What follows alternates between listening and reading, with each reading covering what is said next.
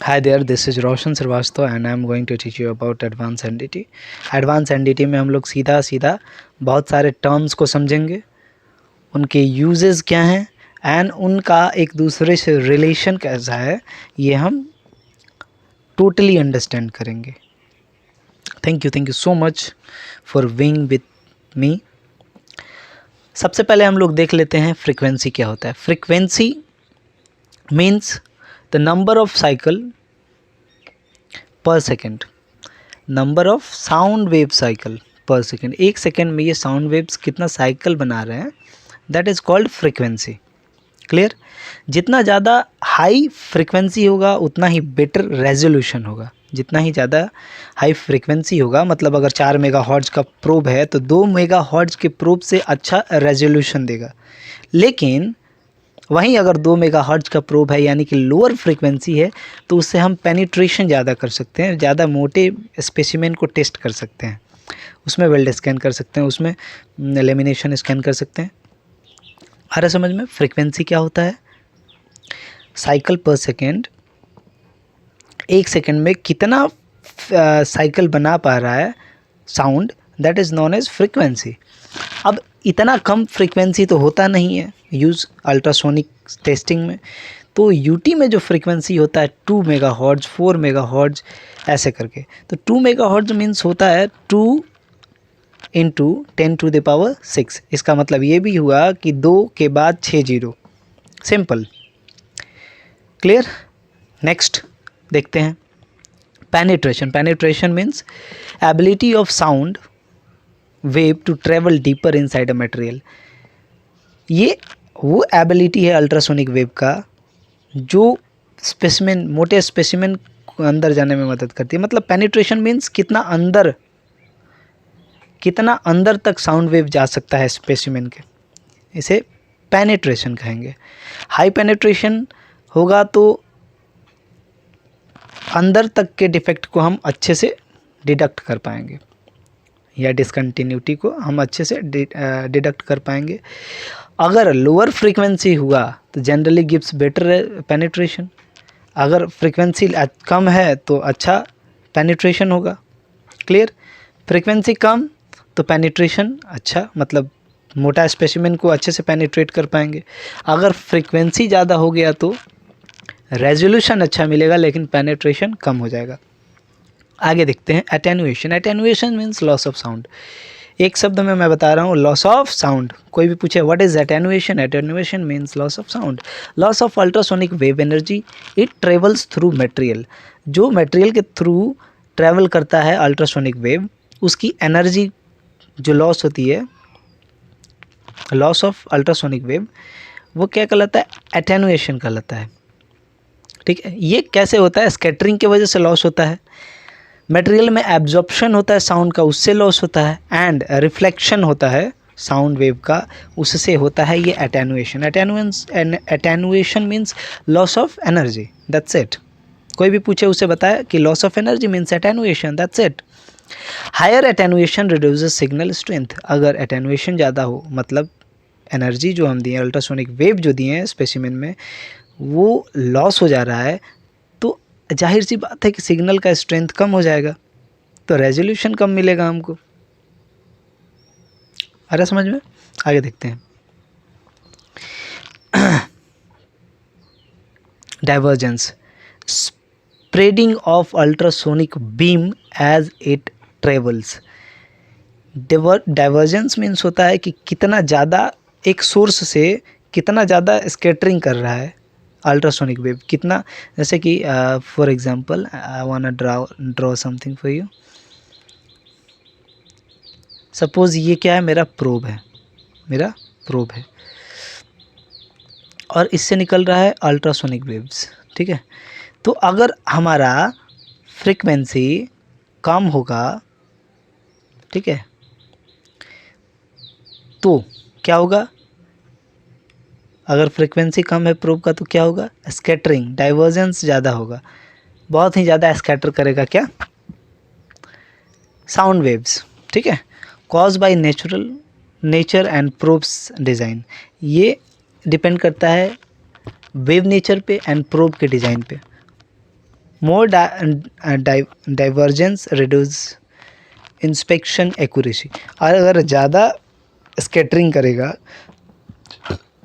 ज़्यादा डाइवर्जेंस होगा, तो क्या होगा इससे, ये रिड्यूस कर देगा एक्यूरेसी को। मतलब कितना सटीकता से आप किसी चीज़ का एनालिसिस करते हैं, उसमें थोड़ा सा गड़बड़ हो जाएगा, सटीकता कम हो जाएगी। ठीक है,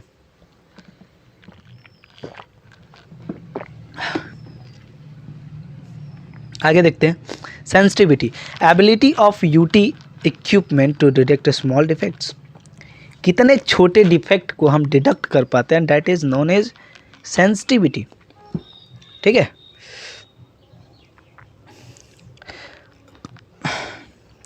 सेंसिटिविटी कैसे निकालेंगे, लेमड़ा बाई 2 कर देंगे, जो हमारा वेवलेंथ होगा उसे 2 से डिवाइड कर देंगे, हमारा सेंसिटिविटी निकल जाएगा। ठीक है, आगे देखते हैं। Ability of equipment to detect small defects, ये सेंसिटिविटी कहलाता है, जो हमें अभी हमने जो हिंदी में बताया आपको। Higher sensitivity easier detection of small flaws. अगर सेंसिटिविटी हाई होगा तो आसानी से हम स्मॉल फ्लॉज को, स्मॉल डिफेक्ट, डिसकंटिन्यूटी को हम डिटेक्ट कर पाएंगे।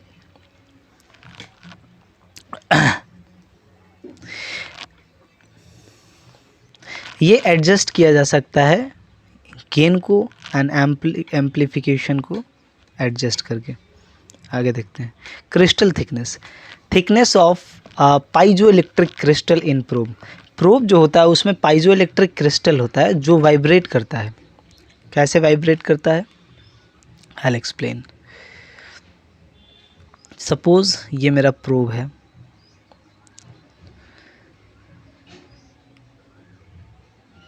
ये वायर है, शूज, ठीक है।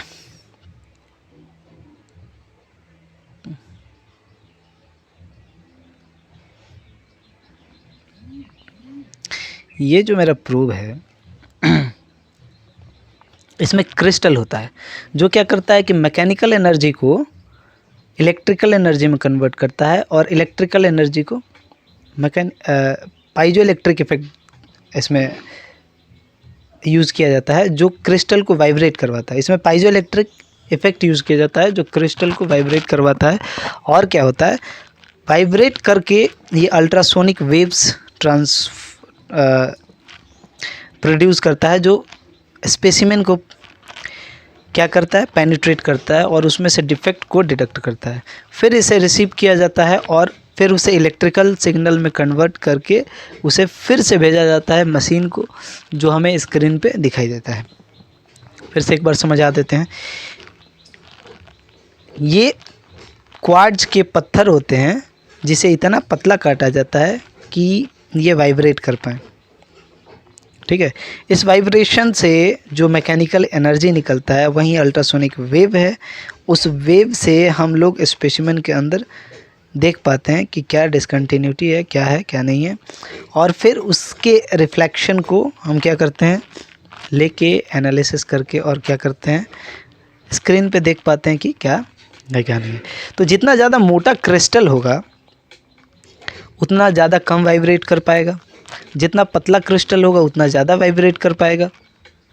आ रहा समझ में? आगे देखते हैं। Thickness of piezoelectric crystal in probe. जो पाइजो इलेक्ट्रिक क्रिस्टल होता है प्रोब में, उसका थिकनेस के बारे में यहाँ पे बताया जाता है। Determines operating frequency of probe. ये प्रोब के ऑपरेटिंग फ्रिक्वेंसी को डिटरमाइन करता है। Thinner crystal equal to higher frequency. जितना पतला क्रिस्टल रहेगा उतना ज़्यादा वाइब्रेट कर पाएगा और उतना ही ज़्यादा फ्रिक्वेंसी जनरेट कर पाएगा। जितना मोटा क्रिस्टल होगा उतना कम वाइब्रेट कर पाएगा और कम फ्रिक्वेंसी जनरेट कर पाएगा। इतना ही सिंपल है। क्रिस्टल थिकनेस पे डिपेंड करता है कि प्रोब की फ्रिक्वेंसी क्या होगी। अगर मोटा क्रिस्टल है तो फ्रिक्वेंसी कम, पतला क्रिस्टल है तो फ्रिक्वेंसी ज़्यादा। That's it. आगे देखते हैं। Resolution, ability to distinguish two close defect separately. दो डिफेक्ट है तो उसमें डिस्टिंग्विश कर पाना रेजोल्यूशन से पॉसिबल है। अगर अच्छा रेजोल्यूशन है तो दोनों डिफेक्ट हमको अलग अलग इंडिकेशन दिखाएगा। अगर रेजोल्यूशन ख़राब है तो वो मर्ज हो जाएगा, समझ में नहीं आएगा, तो ये ख़राब रेजोल्यूशन माना जाएगा। अगर दो डिफेक्ट है वो अलग अलग दिखा रहा है तो रेजोल्यूशन बेटर है, बेटर माना जाएगा। हाई फ्रीक्वेंसी होता है तो रेजोल्यूशन अच्छा होता है, लो फ्रीक्वेंसी होता है तो रेजोल्यूशन डेफिनेटली कम होता है। Important for detecting small cracks, ये बहुत ज़्यादा इम्पॉर्टेंट होता है अगर स्मॉल डिसकंटिन्यूटी को, स्मॉल क्रैक को फाइंड करना हो तो बहुत ज़्यादा इम्पॉर्टेंट हो जाता है कि हमारा रेजोल्यूशन अच्छा हो। वेवलेंथ क्या होता है? वेवलेंथ को लेम्बडा से डिनोट किया जाता है। लेम्बडा को अगर उल्टा करें तो वाई जैसा कुछ दिखता है। तो वेवलेंथ देख लेते हैं। Distance between two consecutive crates और कंपैरिजंस, हम आपको आसानी से बताते हैं व्हाट इज़ वेवलेंथ। सपोज ये रहा मेरा वेवलेंथ, ठीक है। तो इसकी दूरी जितना बढ़ाएंगे हम उतना क्या होगा, और इसकी दूरी अगर भी घटा दें तो क्या होगा। अगर बढ़ाएंगे तो फ्रीक्वेंसी क्या होगा, घट जाएगा, और घटाएंगे तो फ्रीक्वेंसी बढ़ जाएगा, ठीक है। शॉर्टर वेवलेंथ, अगर वेवलेंथ छोटा होगा जैसे कि ऐसे, वेवलेंथ अगर छोटा होगा तो बेटर डिफेक्ट, मान लीजिए कि यहाँ पे डिफेक्ट था तो यहाँ पे नहीं पकड़ पाएंगे हम, लेकिन वहीं ये अगर ऐसा बना है, फ्रीक्वेंसी अगर कम हो, मतलब शॉर्टर वेवलेंथ हो, छोटा वेवलेंथ हो, तो क्या होगा, छोटे डिफेक्ट को भी हम डिटेक्ट कर पाएंगे। लेकिन अब वेवलेंथ अगर बड़ा है तो ये बीच बीच में के डिफेक्ट्स जो होंगे छूट जाएंगे हमारे। तो जितना ज़्यादा छोटा वेवलेंथ होता है उतना ही अच्छा सेंसिटिविटी होता है, डिफेक्ट डिडक्शन उतना ही अच्छा होता है। Depends on wave velocity and frequency, और ये वेलोसिटी पे एंड फ्रीक्वेंसी पे डिपेंड करता है प्रोब के। और मटेरियल के फ्रीक्वेंसी एंड मटेरियल के वेलोसिटी एंड प्रोब के फ्रीक्वेंसी पे ये टोटली डिपेंड करता है कि वेवलेंथ क्या होगा। नियर जोन क्या होता है, region close to the ultrasonic probe, ठीक है, वेयर साउंड प्रेशर वेरीज, जहाँ पे साउंड का प्रेशर वेरी करता है, फ्लक्चुएट करता है, वो होता है नियर जोन। ये मेरा स्पेसिमेन है, ठीक है, इस पर मैंने रखा प्रोब, ये रहा प्रोब, क्लियर। तो इसके प्रोब के एकदम पास वाला जोन क्या कहलाएगा, नियर जोन। तो नियर जोन में डिफेक्ट डिडक्ट करना क्या होता है, मुश्किल होता है, ठीक है। तो डिफेक्ट डिडक्ट कहाँ करते हैं, फार जोन में करते हैं भाई, कहाँ करते हैं, फार जोन में करते हैं, ठीक है। डेड जोन में करना पॉसिबल नहीं है, ओके। तो इसको हम लिख सकते हैं F4 frequency, P4 penetration, A4 attenuation, D4 divergence, S4 scattering, C4 crystal thickness, R4 resolution. Y को अगर उल्टा कर देते हो जाएगा lambda, and lambda means wavelength, ठीक है। N for near zone. ऐसे हम शॉर्ट में इसे लिख सकते हैं। और इसे लिखने के बाद आई वांट से कि इसका रिलेशन भी I want to make you understand relation between all of them. तो रिलेशन भी मैं समझा देता हूँ। अगर फ्रीक्वेंसी हाई है तो पेनिट्रेशन लो होगा, एटेनुएशन लॉस ऑफ साउंड ज़्यादा होगा, ठीक है।